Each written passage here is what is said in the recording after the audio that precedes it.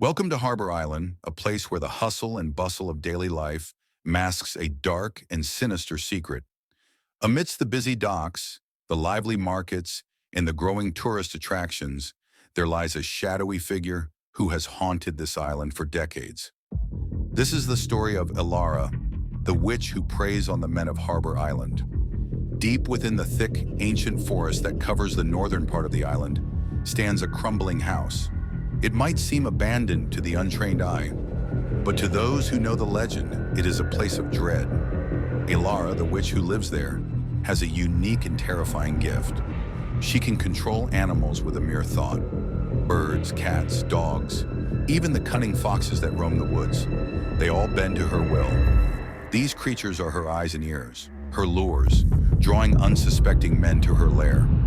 Once a month, Elara sends out her minions to find her next victim.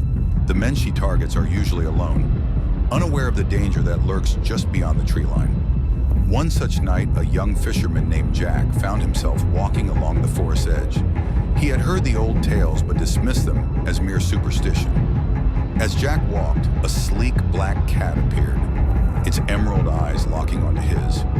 It meowed softly and began to walk into the forest, looking back occasionally to ensure Jack was following. Entranced by the cat's unusual behavior, Jack followed it deeper into the woods, where the lively sounds of the island faded away, replaced by an eerie silence.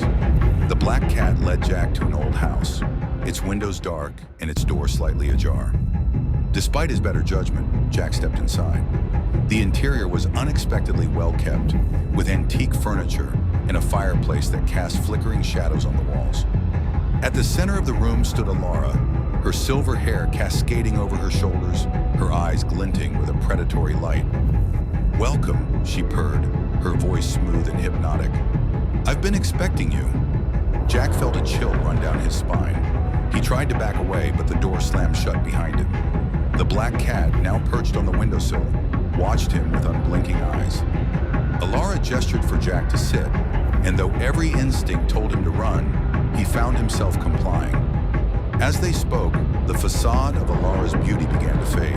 Her skin grew pale and tight, her eyes darkened, and her teeth, sharp and glistening, emerged from her smile. Realizing the danger, Jack leaped from his chair and darted for the door. But Elara's animal servants blocked his escape. Birds pecked at his face and the black cat clawed at his legs. Elara's laughter echoed through the house as she approached. In a desperate move, Jack managed to push past the animals and burst out the door, sprinting through the forest as branches tore at his clothes and skin.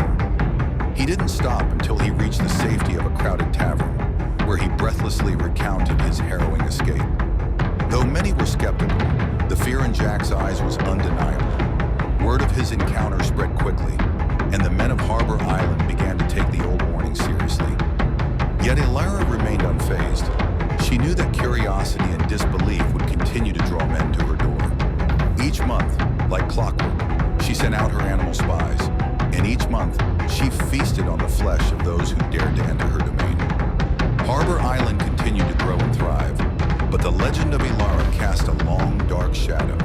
The Witch of Harbor Island became a tale of caution, a reminder that beneath the surface of even the busiest, most vibrant places, there can lurk an ancient and insatiable evil.